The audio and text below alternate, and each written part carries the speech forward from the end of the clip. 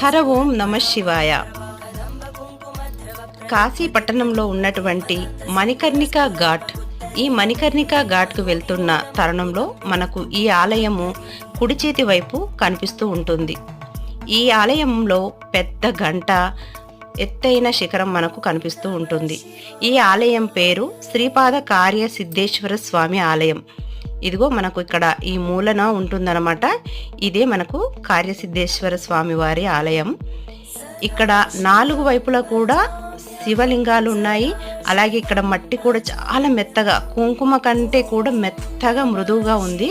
పైన కూడా ఆర్కిటెక్చర్ అంతా కూడా పాతది, పురాతనంగా ఉంది. ఎటువైపు చూసిన వెలుతురు, మనకు ఆ వీడియో చూస్తేనే అర్థమవుతుంది కదా ఎంత వెలుతురు ఉందో. ఎటువైపున 4 వైపులా ద్వారాలు ఉన్నాయన్నమాట, ఓపెన్గా ఉంటాయి. ఇదిగో ఇప్పుడు మణికర్ణికా ఘాట్లో మనకు కనిపిస్తున్నాయి. శవాల దహనాలన్నీ ఇక్కడే జరుగుతాయి అన్నమాట.